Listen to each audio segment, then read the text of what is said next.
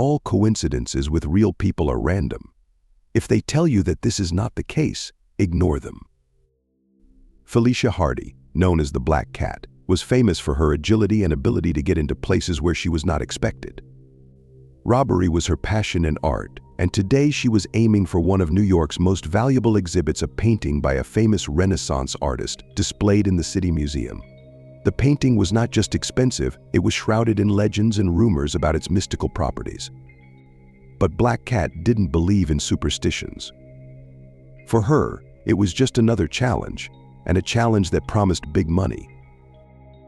Felicia carefully studied the museum's layout, the guard schedule, and even planned her escape routes. She was confident of her success. Night covered the city with a dark cloak, and the cat silently slid into the museum's shadows, avoiding all cameras and traps.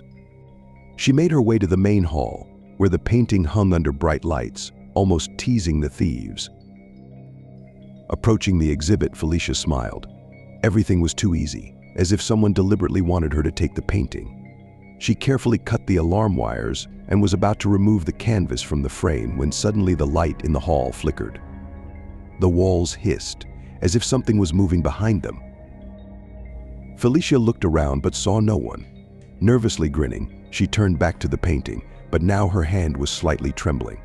Suddenly, the light flickered again, and for a moment she thought the shadows on the walls began to move. Trying to convince herself it was just a play of light, she sharply pulled the painting out of the frame. But as soon as she did, the museum was plunged into utter darkness. Silence pressed on her ears. Only faint footsteps, as if some clawed paws were touching the floor, echoed through the hall. Felicia stopped, trying to understand what was happening.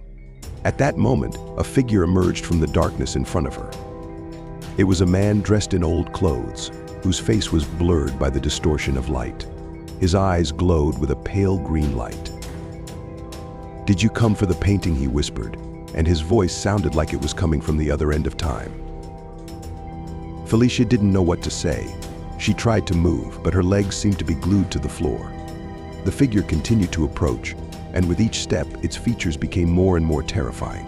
This was not a man, it was something ancient, soaked in hatred and pain. Felicia took a step back, but the shadows around her grew thicker, as if they didn't want to let her go. Her body was enveloped in a sense of cold, and every movement felt unnatural, like in a nightmare. Suddenly, the figure disappeared, but before her eyes flashed scenes of torment and pain, as if the painting itself was now projecting horrors of the past. She saw her own hands covered in blood, her claws tearing into the flesh of innocent people, ripping them apart. These visions were so realistic that Felicia couldn't distinguish what was actually happening from what wasn't. The painting seemed to come to life. It was no longer just art, it was a prison for something terrible. The ink on the canvas began to move, forming distorted faces that looked at Felicia with reproach and malice.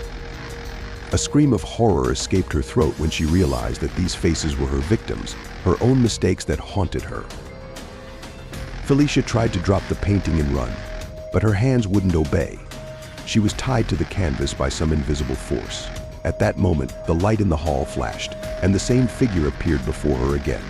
"You will never leave here," he said, and his face spread into a sinister grin. The shadows around her began to shrink, and Felicia felt the cold creep under her skin. She screamed, trying to free herself, but the darkness covered her, swallowing her up. All her attempts to get out of this nightmare were useless. The last thing she heard were footsteps receding into the void, and a faint whisper, "You are now part of this story." The museum remained empty and quiet, as if nothing had happened.